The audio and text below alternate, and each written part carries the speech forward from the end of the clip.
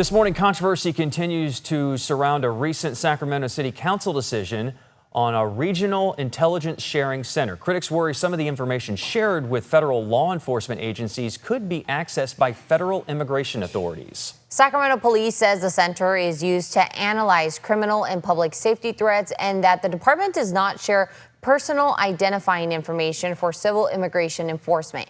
ABC 10's Austin Castro has been looking into this matter, and he's now live with us in studio to break it all down. Austin, what can people expect from today, and what does this all mean? I mean, this has been a very hot topic. We saw a very heated discussion during last week's meeting, and it's now the subject of a protest that is scheduled for later this evening. Now, today it will again be the focal point, and we're talking about the Central California Intelligence Center here, also known as a fusion center, where local, state, and federal law enforcement agencies collaborate on threats ranging from violent crime and terrorism to cybersecurity. Now, by a 5-2 vote, City Council moved forward with nearly $800,000 in federal grant funding to support the center. Now, given these concerns, we looked into how this information collected is actually used. Now, important to note, California sanctuary laws limit the use of local resources for federal immigration enforcement. Critics of the decision argue the information shared with federal agencies could potentially be accessed by agencies like ICE.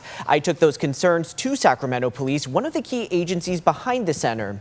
They tell me in a statement, in part, quote, the Sacramento Police Department's participation in the Central California Intelligence Center is focused on the lawful sharing and analysis of intelligence related to criminal activity and public safety. SPD does not share personally identifying information with the CCIC or any other agency for the purpose of civil immigration enforcement, end quote. Meanwhile, Councilmember Mai Vang was one of those 2 no votes on the CCIC grant and had this to say about the decision last week. I would actually like us to reevaluate our partnership and oversight structure for these federal task forces. I have mentioned it last month that Council Member Maple and I are having conversation about a council proposal that would evaluate these task forces. And so until we get that a closer look at that, I will be voting no on this item. Now, Councilmember Vang argued that once the data in these fusion centers is put there, the city doesn't really have control. She also pointed to an audit request to better understand how and where this information is being used.